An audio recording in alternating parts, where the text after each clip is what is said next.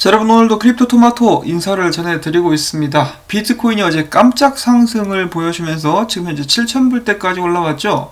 자, 그리고 알트코인들도 비트코인의 뒤를 이어서 상승을 해주고 있는 모습이 보여주고 있습니다.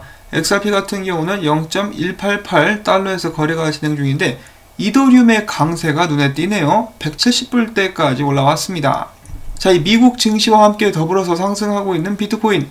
한편 미국 같은 경우는 오늘도 어마어마한 숫자의 실업자 수가 또 책정이 되었는데요. 그럼에도 불구하고 증시는 오르고 있습니다. 암호화폐들 같은 경우는 떨어질 듯 했었는데 미국 증시에 힘입어가지고 같이 오르고 있는 이런 상황이 펼쳐지고 있고요. 이렇게 좀 분위기가 좋으면 항상 이 XRP에 관련된 긍정적인 분석이 나오게 됩니다.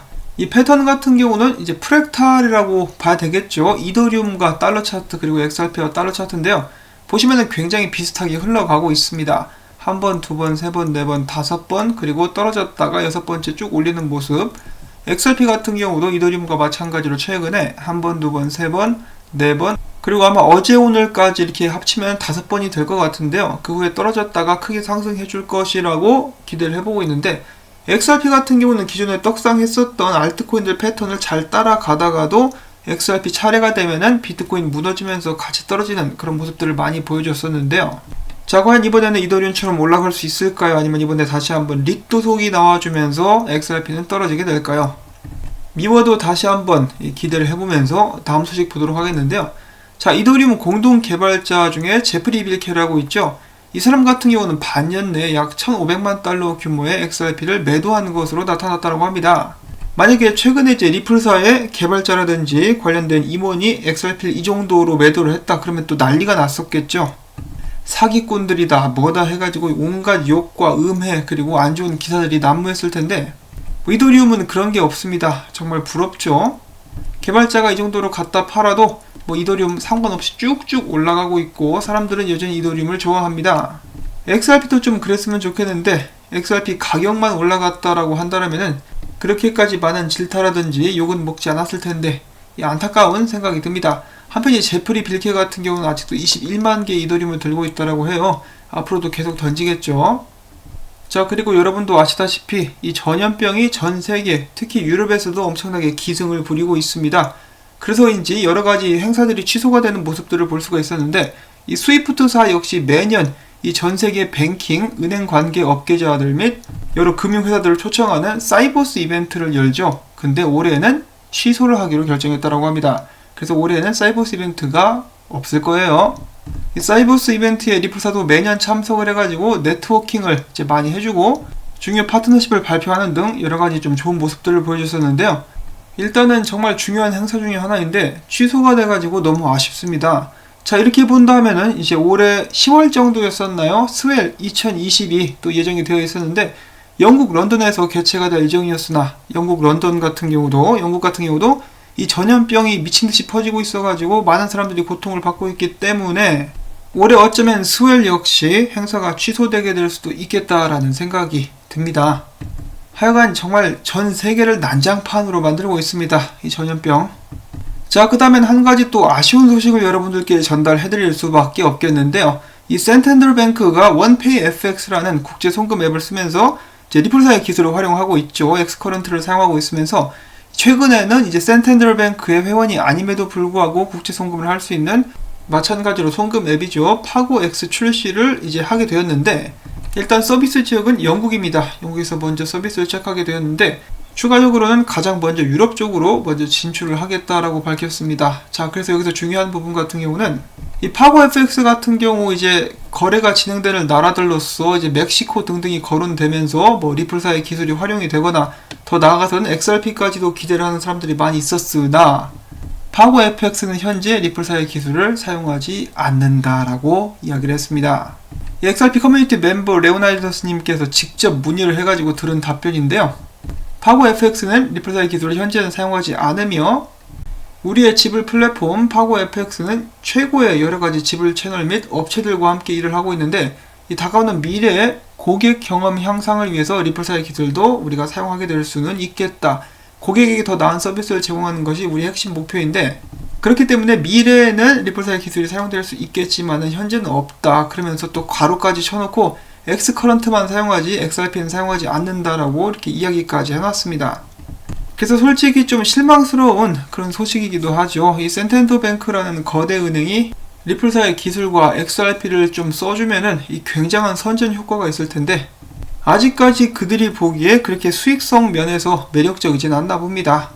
자, 원페이 FX 같은 경우는 그래도 엑스커런트라도 갖다 썼는데 어쩔 수 없이 이제는 미래를 기대해 볼 수밖에 없을 것 같습니다. 자, 그럼에도 불구하고 최근에 XRP 활용한 송금 계속해서 빠르게 늘어나고 있는데요. 지금 보시면 호주 쪽 이 송금량이 굉장히 많이 올라간 그런 모습을 확인을 해보실 수가 있고요. 멕시코 같은 경우도 다시 한번 최고치를 갱신하는 그런 좋은 모습을 보여줬습니다. 원래 이맘때쯤이면은 더 많은 송금로가 열렸어야만 하지 않나라고 저는 개인적으로 생각을 하고 있는데 여러가지 면에서 지체가 되고 있어가지고 저도 솔직히 말해서 좀 많이 답답합니다. 자, 그럼에도 불구하고 리플사는 이런 조건 속에서 나름 열심히 노력을 하고 있는 모습이 보여주고 있는데요.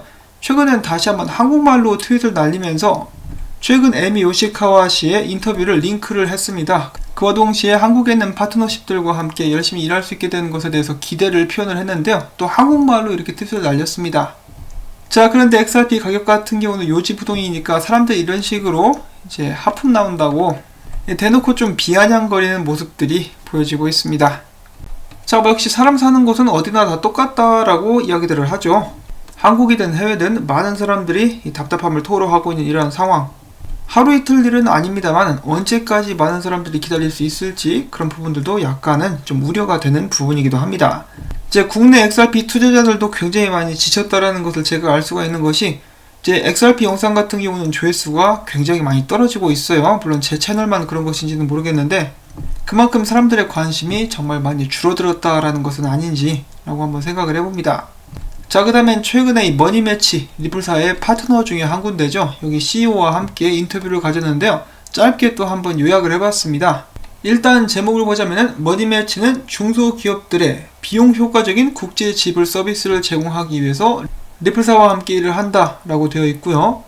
중요 내용들은 이렇습니다. 머니매치는 일단 말레이시아의 회사이고요.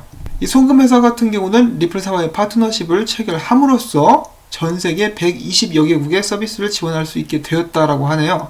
머니매치의 CEO는 이렇게 이야기를 합니다. 은행들의 서비스는 기존의 높은 비용을 감당할 수 있는 그 높은 볼륨이 필요한 업체들에 맞춰져 있는데 중소기업들은 다른 서비스가 없어가지고 울며 겨자 먹기식으로 이를 떠안고 함께 가야 하는 경우가 많다. 그러나 머니매치가 리플사와 함께 일하게 됨으로써 고객들에게 더 비용 효과적이며 나은 서비스를 제공할 수 있게 되었다. 그리고 기존의 은행들 같은 경우는 외환 거래를 할 때도 환전 수수료를 굉장히 높게 떼어가는데 모든 은행들은 이러한 높은 수수료를 떼어가는 것을 기뻐하고 있으며 그러니까 그들의 큰 수익이 되기 때문에 그들의 서비스를 개선하려는 마음이 없다. 왜냐? 그냥 놔두면 돈이 되니까. 머니매치 같은 경우는 저렴한 비용으로 중소기업들을 위해서 송금을 해주는 것만으로도 이 시장에서 자리를 잡을 수 있었다라고 이야기를 합니다. 자, 그런데 국제 송금을 하기 위해서는 이제 여러 해외 파트너들과 함께 파트너십을 맺어야 했는데 그러기 위해서는 그들의 신뢰를 얻어야만 했었다. 이러한 어려운 점들을 리플넷에 가입하게 됨으로써 자동적으로 해결할 수 있었다라고 그는 이야기를 하고 있는데요. 원래라면 이렇게 국제 송금을 시작하게 될 때 각 회사들을 은행들이라든지 파트너들을 직접 찾아가 가지고 계약을 맺는 등 여러 가지 번거로운 절차를 거쳐야 되는데 그런 부분들을 너무나 손쉽게 해결을 할 수 있었다라고 이야기를 하면서 해외에 있는 수많은 리플넷 멤버들과 빠르게 연결할 수 있었다라고 합니다. 이런 부분 같은 경우는 코인원 트랜스퍼의 그 직원분도 나와가지고 똑같은 이야기를 해주셨었죠. 리플넷에 들어가는 가장 큰 강점 중에 한 가지는 들어가는 순간 리플넷 멤버들과 너무나 쉽게 연결할 수가 있기 때문에 이 송금 업체들이라든지 이제 송금을 시작하려고 하는 업체들 같은 경우는 이런 리플넷이 굉장히 매력적으로 다가오게 될 수가 있을 것 같습니다. 자, 그리고 이 머니매치 같은 경우는 당일 결제도 이제 가능하게 되었다라는 말도 남겼고 리플넷을 통해서 서비스를 시작하면서 비용 같은 경우 40% 정도를 줄일 수가 있었고 시간 절약 같은 경우는 그전에는 이틀 정도 걸리던 것을 이제 몇 시간 만에 처리할 수 있게 되었다라고 이야기를 했습니다. 그래서 당일 결제라는 이야기가 나와가지고 어떻게 보면은 XRP가 활용되고 있지 않을까라는 기대를 해볼 수도 있겠습니다만 일단은 정식적인 발표가 나올 때까지는 이제 함부로 설레발치지 않고 기다리는 것이 낫다라고 저는 말씀을 드리고 싶고요. 이제 그나마 한 가지 다행인 것은 이제 XRP 활용도가 크게 늘고 있지는 않지만은 이 리플넷 자체는 제대로 자리를 잡아가고 있는 것이 아닌가라는 생각을 해봅니다. 전 세계에 있는 대형 기업들을 위해서가 아니라 중소기업들을 위해서 이런 서비스는 반드시 필요하기 때문에 정말 실질적으로 필요한 서비스를 바로 제공을 해주면서 이 틈새를 잘 파고들었다는 생각이 들고요. 더 나아가선 여기에 이제 XRP가 활용만 되면 되는데 거기서 딱 막혀 있어요. 그렇지만은 전 세계 각지에서 이 암호화폐를 제도권에 편입을 시키고 암호화폐를 활용한 사업이 이제 박차를 가하게 되면서 XRP를 활용할 수 있는 길이 조만간에 뚫리리라 기대를 해봅니다. 오늘 준비를 해본 짧은 소식들은 여기까지이고요. 만약에 여러분들께서 도움이 되셨다면은 요즘에 조회수마저 떨어지면서 더욱더 힘들어지고 있는 상황, 여러분들 한 분 한 분의 도움이 절실합니다. 영상에 나오는 광고 영상 시청 한 편이라도 마지막까지 봐주시면 정말 감사드리겠고요. 광고주 방문도 여러분들께 부탁을 드릴 수밖에 없을 것 같습니다. 아마도 제 영상을 시청하시는 많은 분들도 아마 또 수입적으로 타격이 있으신 분들이 적지 않을 것 같은데 여러분들도 꼭 힘내실 수 있기 바라고 이 상황이 하루빨리 나아질 수 있기를 바라보면서 저는 여기서 인사를 전해드리려고 합니다. 오늘도 힘내고 행복한 하루 되시기를 바랍니다. 안녕히 계십시오.